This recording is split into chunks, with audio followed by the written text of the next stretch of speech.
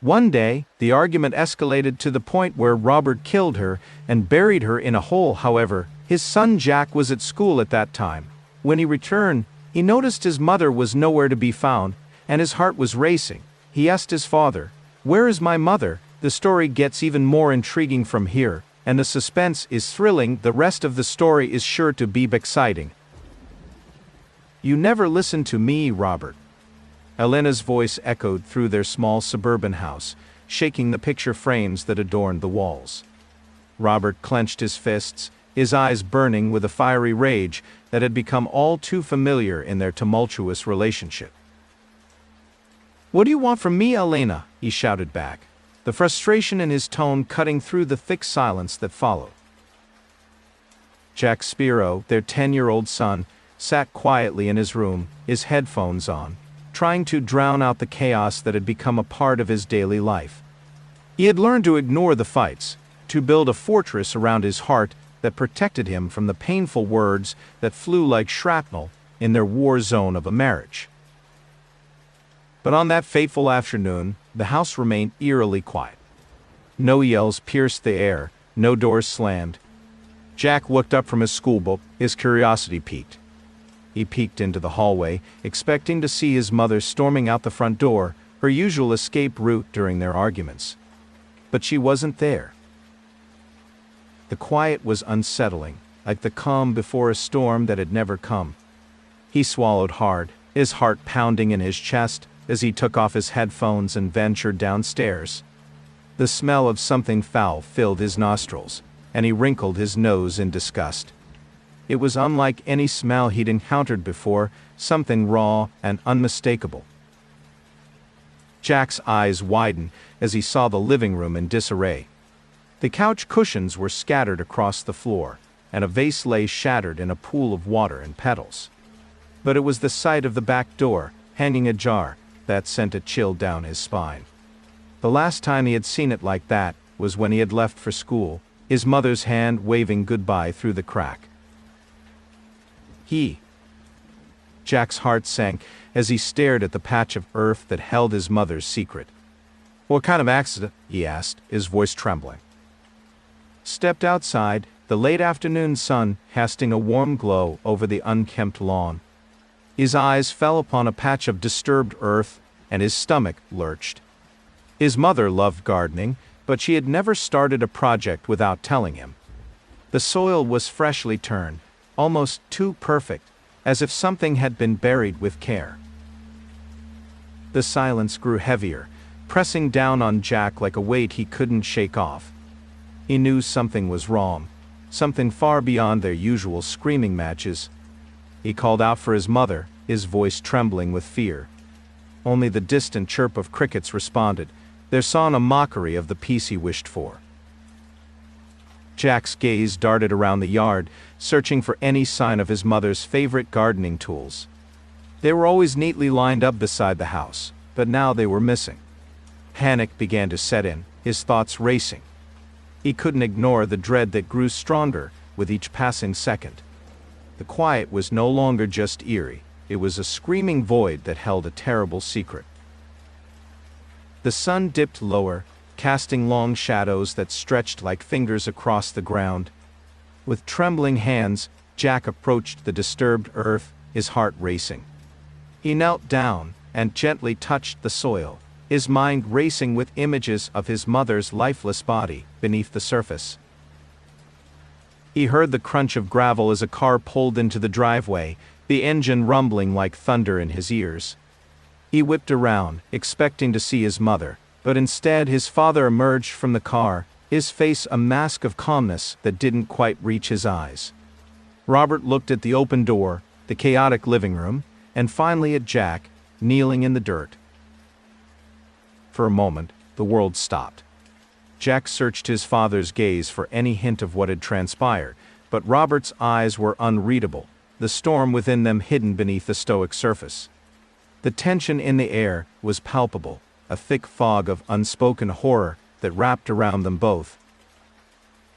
Robert walked towards his son, his steps measured and deliberate.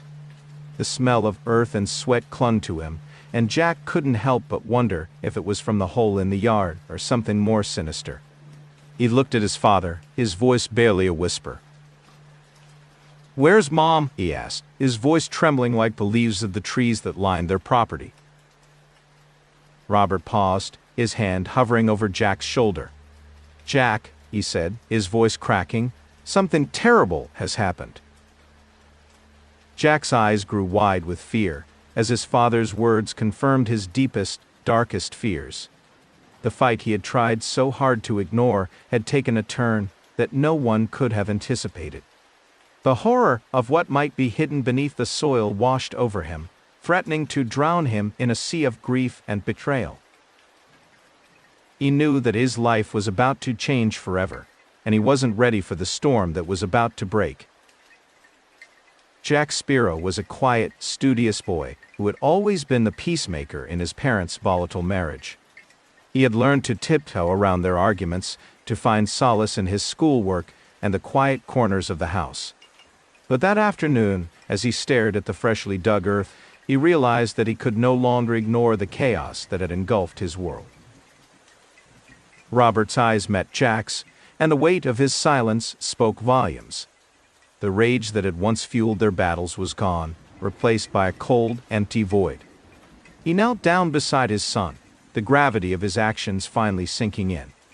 "Jack," he began, his voice strained, "Mom had an accident?" Robert took a deep breath, his hand shaking as he ran it through his hair. "A bad one," he said, his eyes avoiding Jack's.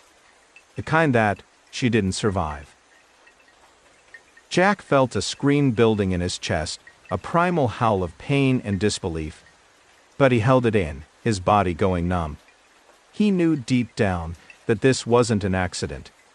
The meticulous way the earth had been disturbed, the smell of fear that hung in the air, it all pointed to one thing. His father had killed his mother, and now he had buried her like a pet they no longer wanted. The sun set, casting long shadows across the yard, as Robert tried to explain away his mother's disappearance. But Jack wasn't listening. He was lost in a haze of confusion and anger, his young mind trying to piece together the shattered reality before him. He couldn't reconcile the father he knew with the monster who had taken his mother away from him. As Robert spoke, Jack's eyes remained on the ground, his thoughts racing. He knew that he couldn't trust his father anymore. He had to find a way to uncover the truth and bring justice to Elena. The thought of his mother lying there, alone and forgotten, fueled his resolve. He would not rest until he had answers. The night grew darker, and with it, the secrets of the fresh grave grew more sinister. Robert's voice droned on, a sad and desperate attempt to cover up his heinous deed. But Jack heard nothing, his mind racing with plans to escape, to find help, to expose the monster that lurked in their home. And as the first stars began to appear, Jack made his decision. He would not spend another night under the same roof as the man who had taken his mother from him. He would run as far and as fast as he could, and he would never look back. He waited until his father's footsteps grew heavy with exhaustion and retreated into the house. Then, with a quiet determination, Jack packed a small bag, took one last look at the earth that held his mother, and slipped into the night, leaving the house of horrors behind. The cool air of the evening whispered through the trees as he made his way down the street, the sound of his own breathing the only thing that kept him company. His heart was a drum, pounding a rhythm of fear and anger in his chest. He didn't know where he was going, only that he had to get away.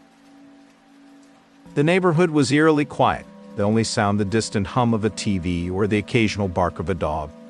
Jack's eyes darted around, searching for any sign of life, any hint that he wasn't alone in his grief. But as he turned the corner, a police car rolled slowly into view, its lights flashing a silent alarm. His stomach twisted into a knot as he realized that his father had called the cops, that he was now a fugitive in his own life. Jack ducked into the shadows, his mind racing. He knew he had to tell someone, had to find a way to make them believe his mother was buried in that hole. But who would listen to a scared little boy with a story that sounded like something out of a nightmare? He took a deep breath, his small hands clutching the strap of his backpack. He had to be strong, for his mother, for himself. He had to find a way to bring her justice, to make sure that her killer paid for what he had done. And so, with a newfound courage, Jack Spiro set out into the night, determined to uncover the truth and bring it to light. The story of Robert and Alina Spiro was about to become a tale of unspeakable tragedy, a sordid affair that would grip the nation. And at the center of it all was a young boy, forced to grow up too soon, carrying the weight of a dark secret that could destroy them all.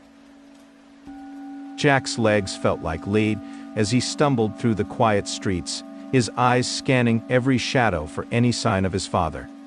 The neighborhood, once a place of comfort, had turned into a labyrinth of fear. Each house a potential prison, each neighbor a potential accomplice.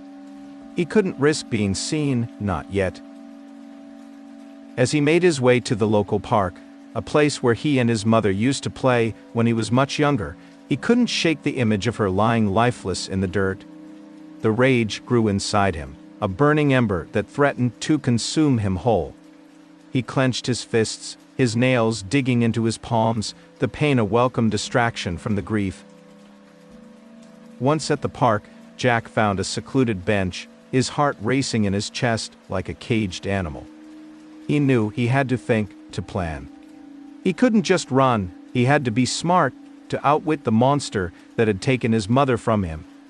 His mind raced with thoughts of how to prove his suspicion, who to trust, and what to do next. The night grew colder and the park grew quieter. The distant sirens grew louder, and Jack knew the net was closing in. He had to act fast. With trembling hands, he took out his phone, the screen a beacon of hope in the dark. He had to call someone, but who? His grandparents? The police? A friend? Each option brought with it a new set of risks. He dialed the number, his heart pounding in his ears. It rang once, twice, 3 times. And then, a click. Jack? His grandmother's voice, filled with concern, broke through the static. He took a deep breath, ready to spill the horrific truth. But the words lodged in his throat, a knot of fear and doubt. Could he really tell her what had happened? Would she believe him? He hung up, the weight of his decision heavy on his shoulders. The phone slipped from his grasp, landing with a thud on the damp ground. He knew that calling her was dangerous, that his father could trace it, could find him. But he also knew that he couldn't carry this burden alone. Jack sat in the cold embrace of the night, his thoughts swirling like a tornado. His mother's ghost seemed to whisper in his ear, urging him to be strong. And with that, he made his decision. He would find a way to tell someone, to get help. But first, he had to bury his fear as deep as his father had buried his mother. He stood up, his knees shaking, and took a step forward into the darkness. The park lights flickered above him, casting a sickly pallor over the swing sets and jungle gyms that now felt like a twisted playground of his worst nightmare. But Jack Spiro was no longer a scared little boy. He was a survivor, a son on a mission, and he would not rest until his mother's name was cleared and her killer brought to justice. The night was long and treacherous, but Jack was fueled by a newfound resolve. He knew that his life was forever changed, that the warmth of home was now a distant memory. But he also knew that he had a duty to his mother, to make sure that her story didn't end in that cold, dark hole in the backyard. He would not let her die in vain. He would be her voice, her avenger. And with each step away from the house that had become a prison, he felt a part of himself die, only to be reborn as something stronger, something that would not be silenced. Jack's eyes searched the horizon, the first hints of dawn breaking through the clouds. He knew that the day ahead would be filled with challenges, with heartache and fear. But he also knew that it would be a day of truth, a day when the monster in their lives would finally be revealed for what he truly was. And so, with the quiet determination of a soldier going into battle, Jack Spiro set forth into the early morning light, ready to face whatever lay ahead. He was no longer just a boy caught in the crossfire of his parents' rage. He was a son on a quest for justice, and nothing would stand in his way. The house they had once shared now loomed before him, a silent sentinel of his mother's fate. The windows stared back at him like hollow eyes, and he felt a shiver run down his spine as he approached the door. It was opened slightly, as if beckoning him to enter, to confront the nightmare that had unfolded within. Inside, the air was thick with the scent of fear and deceit. The living room, once a place of warmth and laughter, was now a battleground, the furniture overturned and the floor littered with shards of broken glass. The kitchen, where Lena had lovingly prepared his meals, was now a crime scene, the countertops smeared with something dark and ominous. Jack's hand hovered over the phone, his heart racing as he contemplated his next move. He knew he had to be careful, to think strategically. If he called the police, his father could claim self-defense, could twist the truth until it was unrecognizable. He needed evidence, something that would show the world the monster that Robert truly was. He made his way to his mother's room, the sanctity of the space now violated by the horror that had occurred. The bed was unmade, the sheets tangled as if in a desperate struggle. And there, on the floor, was the glint of metal, her favorite gardening tool, the one she had used to cultivate life, now stained with the dark soil of her death. With trembling hands, Jack picked up the shovel, feeling the weight of his mother's loss with every inch of his being. He knew what he had to do. He had to find a way to prove that his mother's accident was no accident at all. And with that grim resolve, he stepped out into the backyard, the sun rising on a new, terrible day. The hole was small, but the impact it had on Jack's soul was immeasurable. He stood before it, the earth still freshly turned, the scent of his mother's favorite flowers hanging in the air. He took a deep breath, steeling himself for what he was about to do. Then, with a strength that seemed to come from somewhere beyond himself, he began to dig, to uncover the truth that had been so callously hidden. With each shovelful of dirt, the reality of his mother's fate grew more stark. The anger that had been simmering inside him boiled over, a volcano of rage and grief. But he couldn't let it consume him, not yet. He had to focus, to keep digging until he found what he needed. The first thing he unearthed was her shoe, the one she had always worn while gardening. It was caked in mud, but he could still see the faded flowers on the side, a cruel reminder of her love for life. The next was a hand, cold and stiff, reaching up towards the light that had been so cruelly taken from her. Jack's world spun as he realized what he had done. He had dug up his mother's body, a desecration of the sacred bond that had once connected them. But it was too late to turn back now. He had to keep going, had to show the world what his father had done. The sun grew higher, casting a harsh light on the scene before him. The shovel clinked against something hard and he paused, his heart racing. It was a phone, half buried in the dirt, his mother's phone, the one she had always kept close. Jack's hand shook as he picked it up, his eyes scanning the screen for any clue, any message that might explain what had happened. And there, amongst the unread notifications, was a video, time-stamped from the day she had died. With a trembling finger, he pressed play. The video was shaky, the sound muffled, but the images were clear. His mother, her face bruised and terrified, whispered into the camera. "If you're watching this, it's because something has happened to me, Robert. He's not the man you think he is." The screen went black, and Jack felt the last of his childhood innocence shatter like the glass that littered the kitchen floor. His mother had known, had tried to leave a message for him, a warning. And now, it was his burden to carry, his fight to win. "What in the world is that?" Tommy murmured to himself, peering through the foggy kitchen window into the moonlit night. His old eyes squinted, trying to make sense of the shadowy figure shuffling through the bamboo grove that surrounded his secluded cottage. The creature lurched closer, and the dim light cast shadows across its fur. Tommy's heart skipped a beat as he realized it was a giant panda. The sight was as rare as a shooting star in the city sky. Its fur was matted with leaves and blood, and its movements were pained and heavy. With a gentle sigh, Tommy shuffled over to the back door, his joints creaking like the floorboards beneath his feet. He slowly opened the door, the chilly mountain air wafting in, carrying the faint scent of rain. The panda looked up at him, its dark eyes reflecting the moon's soft glow. Tommy took a step back, not sure what to expect from this wild creature, but the panda merely limped closer, whimpering softly. Tommy's heart swelled with compassion. He had always loved animals, but his age and solitude had kept him from any meaningful connections since his wife's passing. He cautiously approached the panda, noticing the deep gash across its shoulder. "Easy now," he whispered, his voice crackling from years of solitude. "Let me help you."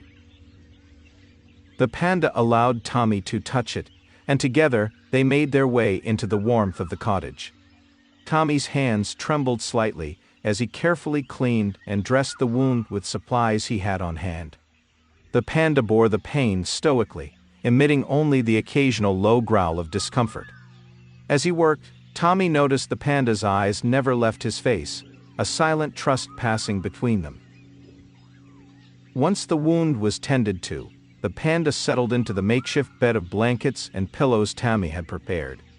Tommy sat by its side, stroking its fur, feeling a bond forming that was as surprising as it was profound. In the quiet of the night, with only the crackle of the fireplace to keep them company, he realized this creature had chosen him for a reason. Days turned into weeks, and the panda grew stronger, yet it did not leave. Tommy named him Bamboo, after the forest that had brought them together. In the quiet moments before dawn, as he sat watching over Bamboo, Tommy felt a sense of peace that had eluded him for years. And in return for his care, Bamboo had given him something invaluable: companionship.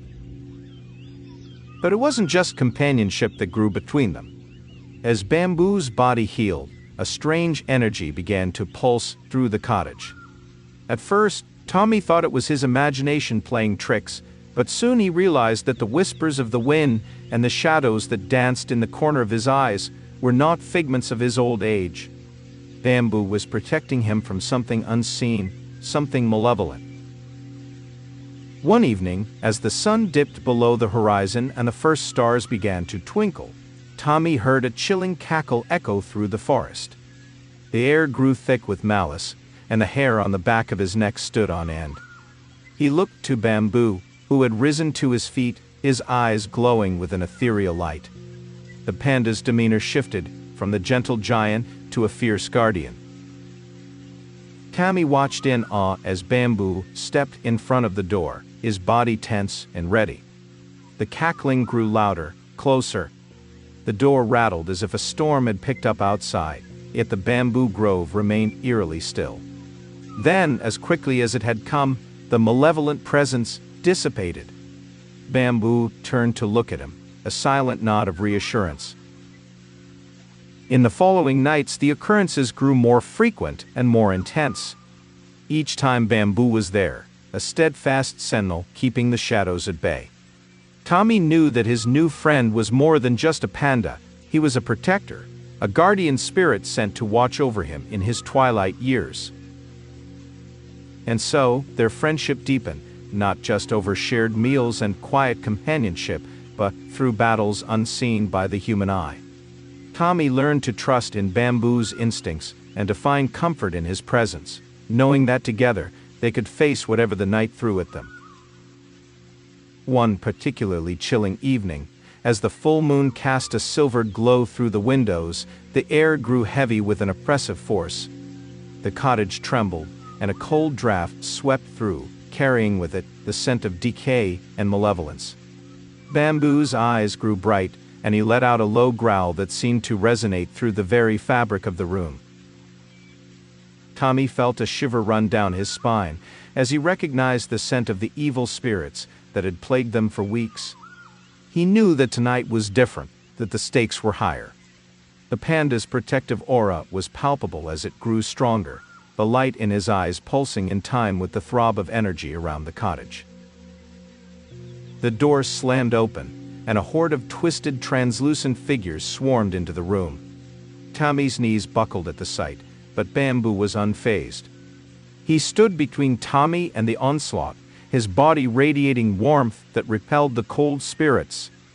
The ghosts hissed and wailed, but they could not pass the line of protection that Bamboo had drawn.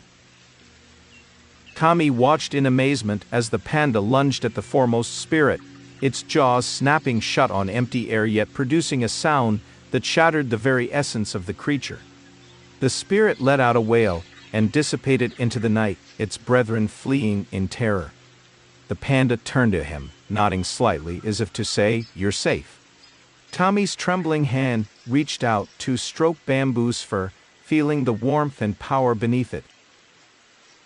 In the aftermath, the cottage was still, the only sound the crackling of the fireplace and the steady beat of their hearts. Tommy knew he owed his life to this creature, this panda who had wandered into his world and changed it forever. The bond between them had grown into something unshakable, a friendship forged in the crucible of the supernatural. The nights grew quieter, the spirits less daring in their approach. The villagers, who had always held Tommy at arm's length due to his reclusive nature, began to visit more frequently. They brought offerings for Bamboo, whispering stories of how the old man and his panda had rid their village of the dark forces that had plagued it for generations. Tommy's status grew from hermit to hero, but to him, the most significant change was the warmth that filled his heart each time Bamboo nuzzled against him. Life continued in the bamboo grove, with its rhythms and routines. But now it was not just Tommy's life, it was theirs. The cottage that had once been a symbol of his solitude was now a sanctuary, a place where he and Bamboo could live in harmony. And though the nights remained tinged with the supernatural, there was no fear, only the warmth of friendship and the comfort of knowing they had each other's backs. This story became a legend, whispered among the villagers and travelers who passed through the valley. It was a tale of an injured panda and an old man, bound by fate to protect one another from the darkness that lurked just beyond the light of their humble abode. And as the seasons changed and the years rolled by, their bond remained steadfast, a testament to the power of friendship and the magic that can be found in the most unexpected places. The friendship between Tommy and Bamboo grew deeper with every moon cycle. They communicated in a silent language of touch and trust, each understanding the other's needs without words. The panda had become not just a companion but a protector, and Tommy knew that without Bamboo, the evil spirits would have claimed him long ago. In return for his protection, Tommy cared for Bamboo with all the love and dedication of a parent for their child, ensuring that he had plenty to eat and that his wounds had fully healed. One crisp autumn day, as the leaves painted the bamboo grove in shades of gold and red, a young girl from the village ventured too close to the cottage. Curiosity had drawn her to the whispers of the old man and the mystical panda. She watched from the shadows as Tommy and Bamboo played together, their laughter echoing through the trees. And when she saw the gentle giant, her heart swelled with wonder. The girl, named May, was a timid soul, often picked on by the other children for her vivid imagination and her belief in the old stories. But when she saw Bamboo, she knew she had found a kindred spirit. With a shy smile, she approached the panda, holding out a handful of berries. To her amazement, Bamboo took them gently, his eyes never leaving hers. Tommy watched from a distance, his heart full of warmth, as he saw the connection form between the two. The three of them grew close, and May became a regular visitor to the cottage. She shared her tales of village life and her dreams of adventure, and in return, Tommy taught her the ancient art of herbalism that he had learned from his own mother. Bamboo listened attentively, his eyes always alert, ready to leap to their defense if needed. But as winter approached, bringing with it the longest and darkest nights, the whispers grew more insistent. The spirits were not content with their defeat, and they plotted their return. Tommy felt a sense of foreboding, a heaviness in the air that clung to him like a damp cloak. He knew that the battles were not over, that Bamboo would be called upon to protect them once more. Yet, even as the shadows grew longer, their friendship grew stronger. Tommy had never felt so alive, so needed, and so loved.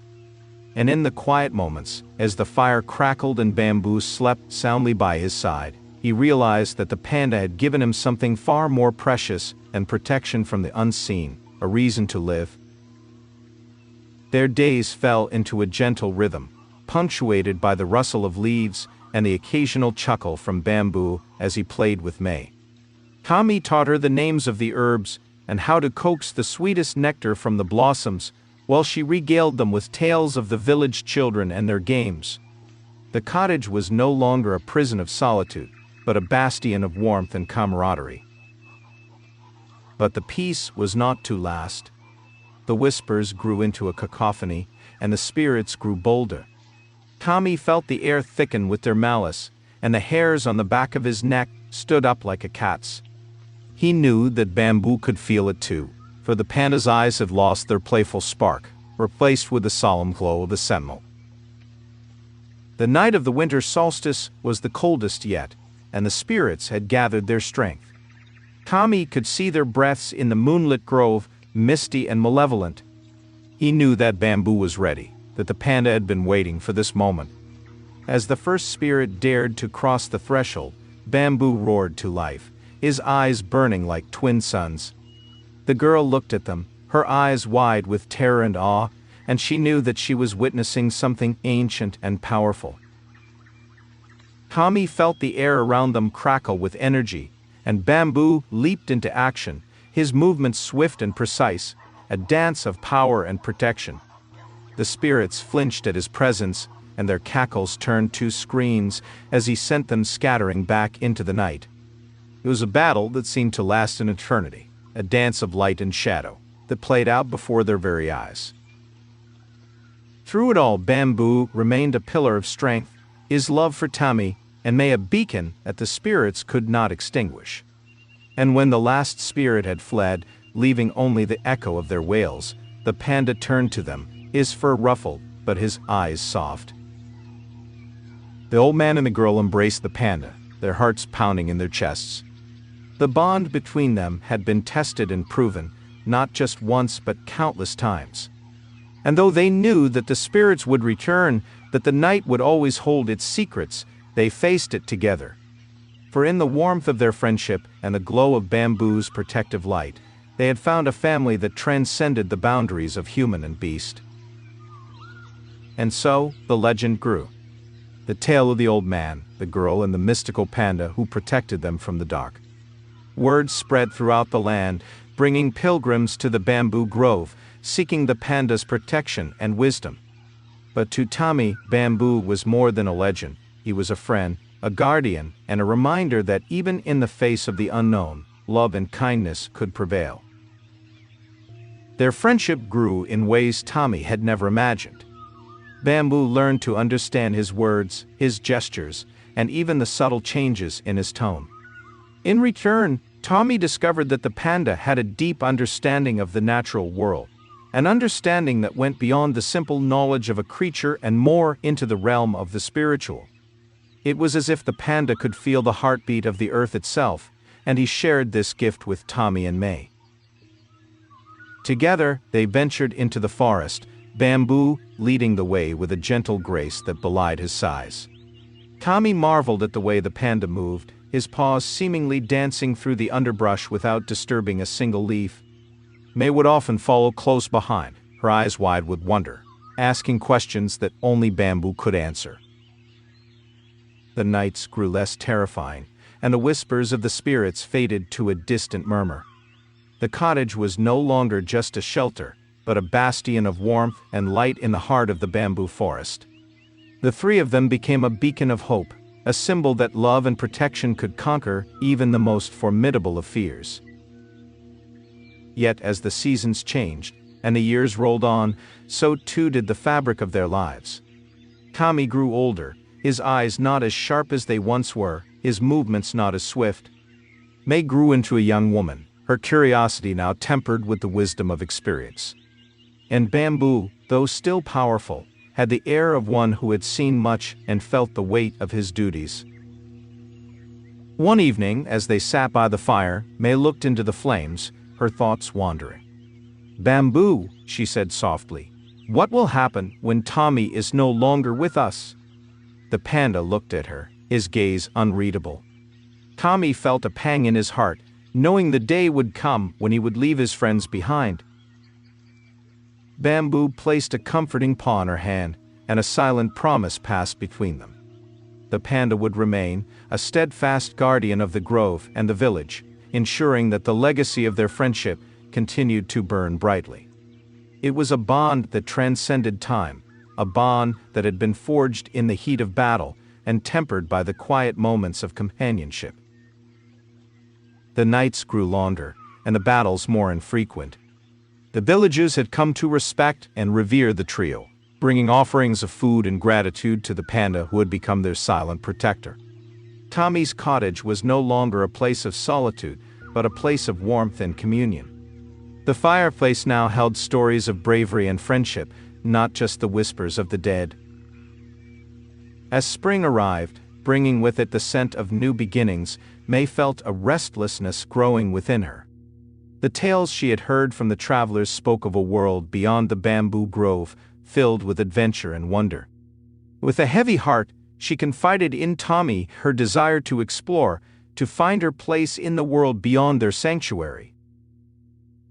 Tommy understood. He had once felt the same pull, the same need to leave the comfort of the familiar behind.